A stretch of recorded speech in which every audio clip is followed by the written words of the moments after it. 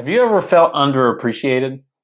We got 10 bourbons, whiskeys, ryes that I don't know if there's a rye, but One rye. oh yes, got it. That may be a little underappreciated in the bourbon world. Welcome back to another edition of Bourbon Kingdom. I'm David. And I'm Zach. And today we're going to talk about underappreciated brown liquid. Bourbons and whiskeys. So basically, we have talked about some of these on our channel before. Yeah. But we feel like as a whole, these don't get a lot of love or respect that we feel like they should. Sure. For the whiskey community.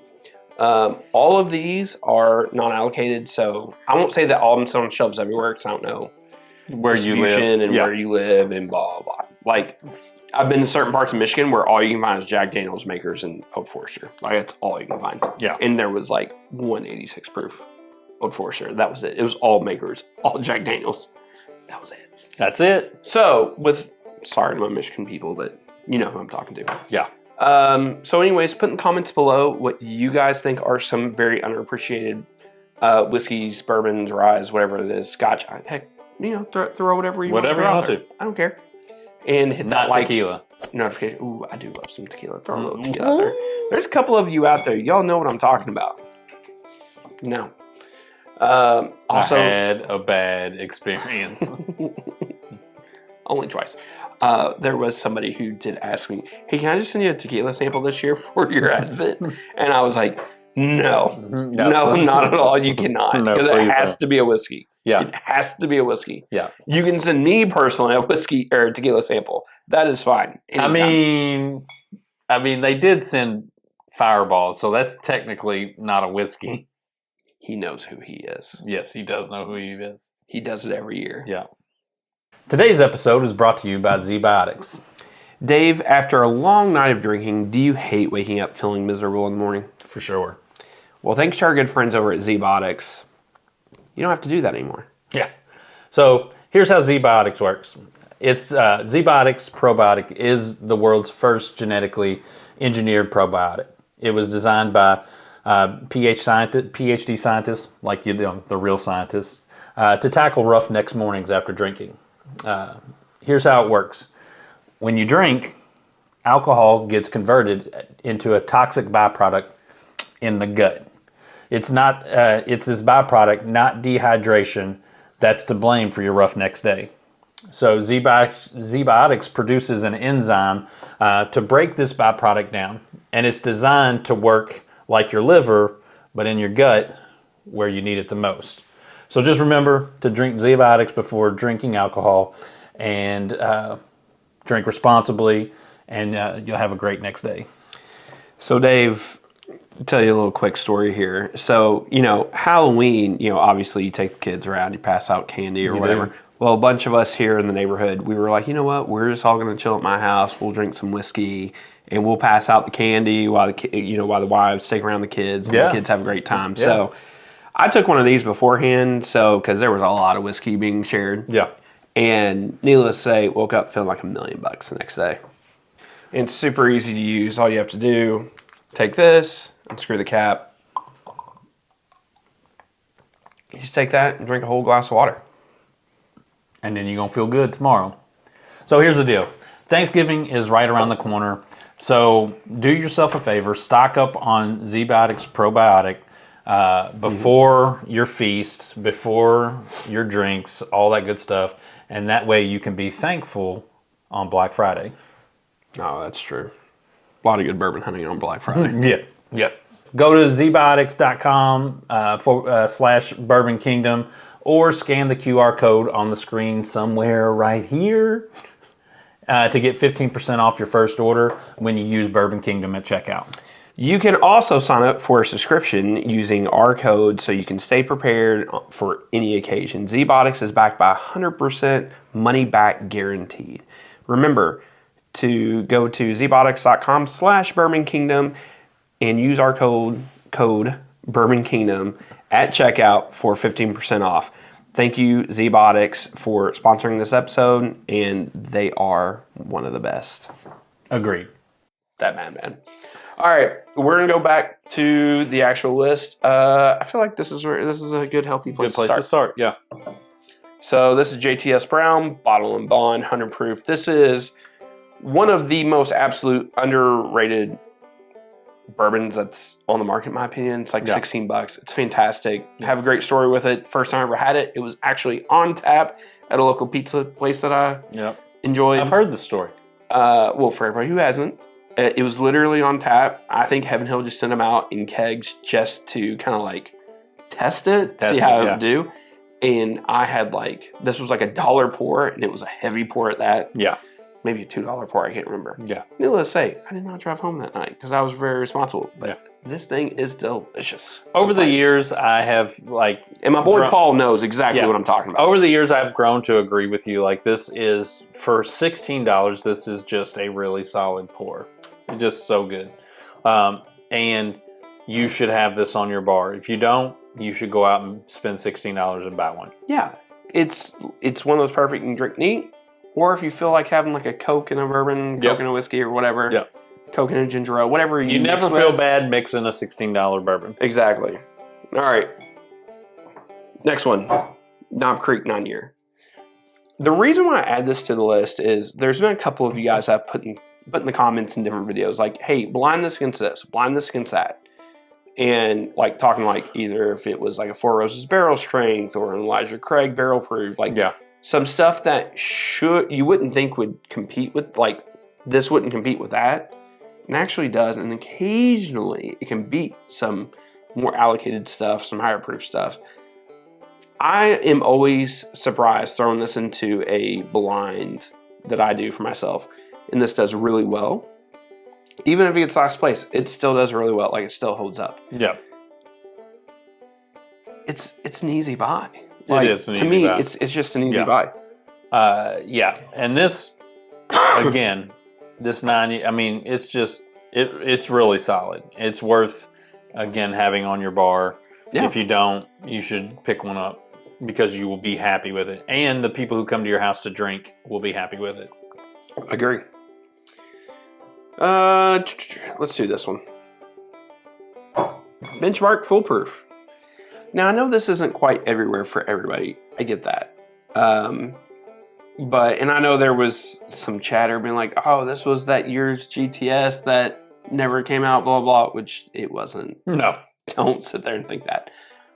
But for the price point this is at, this is really good. It is Buffalo Trace. Like, look, I do not like standard benchmark at all. It's terrible. But whenever they start doing the single barrel, the top rick, the bottle and bond, and the foolproof, I think they're all pretty good. This is my favorite out of the line. I think is this your favorite? Yeah, the foolproof is definitely my favorite. I think it's probably the best cheap foolproof that you can find on the market. And I don't think it's debatable. No, it's not. It's good. It's really good. I mean, I could add some things to it, but no need. Other than to say, like, don't sleep on benchmark. Like, when you walk past it... Foolproof. Yeah, foolproof. If you walk past it and you see foolproof, pick it up because it's probably $22. Yeah. Somewhere something like that. Like, between 20, 22, 25, something like that. All right, this is one of your personal favorites. Listen, if you don't own a Russell's 10-year, you're missing out. Like, this is just, like, for $35 to get a 10-year aged bourbon, you just don't get that very often. And so this one always drinks pretty solid all the way through. Even I've not really had a bad one. No. I've not had any, it's not had a skunk bottle. It's not had anything. It's just solid. To me, with the Russell's, all right, let's back up here. Wild Turkey, we all know, have raised the prices on stuff that over the past year. It's been wild. It's been crazy. With all that being said, this price has not risen at all. No. It's still consistently good for what it is. And if we're also being fair, if this was a craft distillery that was saying it was going to be 90 proof 10-year aged product, probably like $80. $80 at least. And that's not a knock on craft. That's not a knock on the reality of what they have to do. It's just the truth, though. Yeah. So the fact that you're able to get a big boy distillery with that age statement at a decent proof. At a great price. Yeah. At a great price. So, I mean, that says something to me. This is the working man side of Wild Turkey. Now, you get past that, the 13-year, it's all just bougie bourbon. It is all bougie bourbon. Oh, all right. I feel like we're talking an awful lot about this, so maybe it's not an underappreciated bourbon. I'm still putting it on the list. Redemption 10-year rye. It is. I don't understand why, like, more channels don't talk about this. Maybe it's because it's not everywhere. I don't know the availability of it. Yeah. But guys, if you're going to a Total Wine, look for this. The 9 years is good. 10 years is good. Like, it's all up there, right? Yeah. But if you like ryes, if you want to try some older MGP/Ross and Squibb, this is what you buy. Yes, this is going to be the most, like, probably, I think this is the most expensive bottle on the list. Either this or another one. We'll talk about here shortly. Yeah. It's either that one or this one. I can't remember. But, yeah, regardless, it's a great bottle. And honestly, I thought it was one of the best ryes on the market until I did a blind the other day and I picked Sagamore Cast Strength over this. But you, I think, like this more than that. But I didn't blind them. That's true. That's true. This was just my opinion as my memory serves. Mm-hmm. That's fair. This is so good. And if you don't, again, I keep saying this, like you should want this on your bar because this is a great bourbon to have on the bar. Mm-hmm. So agreed. Yep. All right, next one. And this would honestly, I wouldn't have even thought about this at the beginning of the year until we did a video that caused me to. And it blinded really well. It did a really good job in the blind. It really did. Very old Barton. So we did a blind. It was like the best bourbons at each price point. This beat some decent bourbons. It didn't beat a ton, but it beat some. I thought this would get dead last, so it wouldn't even be close. And it beat like Old Granddad 114. Yep. It beat Edmund's Bottle and Bond, Yep. I think. Like those are staple bourbons that we love about. That we love. Yeah, for sure. And this bottle alone changed a lot of. It changed our minds on stuff and the appreciation of that. Yeah. So we are. And again, super cheap. Yeah, it's available everywhere. It's available everywhere. Get it, put it on your bar. Sneak it into someone's like old fashioned, and they'll be like, "What did you just mix with that?" It'll be like, "Very old Barton." It's awesome. So, really good stuff. All right, next one. Chattanooga Cast Strength. Again, we have talked about this bottle a lot, but I still get questions about this bottle. So I always feel like every once in a while I just need to bring it back up. Yeah, these are going to be small. Like I think they're 30. No, I'm sorry. This batch size is 6 to 10 barrel. 6 to 10 barrel size, small batch. Is it small batch? I guess. Maybe. I don't know. No, it's just batch of bourbon. It is a small batch because 6 to 10 barrels. Yeah, that would be a small batch. Yeah. At the end of the day, guys, Chattanooga does some really great stuff. Yes, their stuff is more on the younger side. It's more 2 to 3 years old. But their stuff I really enjoy, and some of their stuff is. They do a really good job with 2 to 3 year old whiskey. Like it's amazing, I think, to me what they're able to do. The flavor profile, the overall just general good flavor of a Chattanooga, like whether it's the cast strength or whatever it is, it doesn't really matter. They do a really good job of enhancing the flavors in a way that negate the fact that it's only been aged for 2 to 3 years. All right, and just like our friend Ken who sent us that sample last year for Advent. Yeah, I swore to everything that was possible. That was like a high-end Scotch.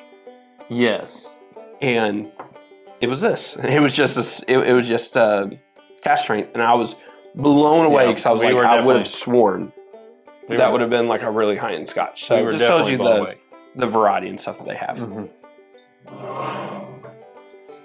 Next one. Let's talk about barrel bourbon cast strength. It's either this or the Redemption. That's the two more pricey ones on the list. Yeah. But I feel like like, we have recommended this a lot over the last year or so to people who have bought them. And everybody's been really happy. Everybody's been really happy, for sure. I mean, honestly, like, everybody's been really happy with them. And they are available at a lot of places. I mean, they make huge batches of this. Yeah, they do. This is 30,000 bottles. Yeah, is this 34? Yeah, 34. And they tend to be really good. Some of them really great. Yeah. And they're available. They're available. And at the end of the day, that's what you're wanting, is something that's available that you can find. And yes, again, it doesn't have the sexy name of that's true. It doesn't. Weller or whatever. Whatever. And they also don't make their own stuff. They blend everything. They do blend anything, but man, they are master blenders. They really are. I would argue they're one of the best blending companies. Yes, out there in Bourbon. 100%. I totally agree with you. We will talk about them till at least I'm blue in the face. Like, you should have barrel on your bar. Yeah. They just do such a good job of blending whiskey that you're missing out if you don't have it on there. And if you don't believe me, go try it at any bar. You will be happy that you tried it at any bar. Yeah. They need to be more appreciated than they are for what they do. I agree. 1,000%. Next one, and this was a last-second entry. This is some of the Nash Tucky from Nashville Barrel Company. So a lot of people probably don't know a lot about this. This is stuff so Nashville Barrel Company typically gets all their stuff from MGP, and they have some sort of stuff that comes from different distilleries from the state of Kentucky. So this is part of their Nash Tucky stuff. We don't see a ton of it around here. Yeah, we don't. I have a pick from KBB. This randomly showed up in our hotel room whenever we were leaving up there at Pours in the Park. This is really good. Yeah. This is a really, really good bottle. Yep. I really like what Nashville Barrel Company is doing with this. I think that's interesting. I think it's unique. And I think it just opens up a variety of some stuff. You can say it's sourced or whatever, but I think it just shows you can source it and then either blend it or do single barrels of it or whatever you're going to do. Yeah, for sure. I think if you see this on your shelf somewhere in your liquor stores that you go to, it's worth a try to pick up. Yeah, for sure. And start learning more about them. Last one, and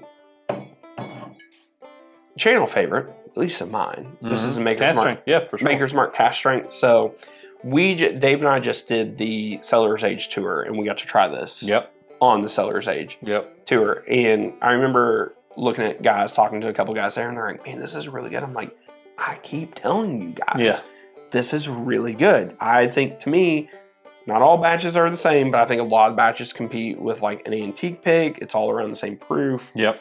And I just think if more people gave this an opportunity as a Wiener Cask Strength, you would be very happy with it. As big as Maker's Mark is, in the bourbon world of bourbon pursuers and collectors and things like that, I feel like Maker's Mark just gets you turn your nose up at them. Well, not turn your nose up, but you get to it's just Maker's Mark. I know what you're saying. You get to that certain point in bourbon where you start Maker's Mark is like that gateway bourbon. Everybody gets into drinking Maker's Mark whenever they first get into bourbon, right? Then you go from, and they tell you on the tour, there's a certain profile that they want to hit. Oh, they want it the exact way, this way, every single time. Yeah. So there's not a lot of varying from that profile, which I understand. I mean, obviously it works. Yeah. They're a top 5 distillery in whiskey in the world, so I get it. Yeah. But whenever they want to do that, and then once you get into it and you start broadening your horizon on it, you start chasing after stuff, you kind of get away from Maker's Mark. But my point is, this bottle here, I feel like it competes with a lot of Wiener Cask Strengths. Yeah, or a lot of Wieners that a lot of people chase after. And I feel like this could even be better than some of them. Yeah, I totally agree with that. So do yourself a favor, get one of these. Agreed. Yep. That's our list. If you have some other things that you think maybe are underappreciated, please put in the comments. Let us know what you think has been underappreciated by the bourbon world. And until the next time, We'll see you. We'll see you.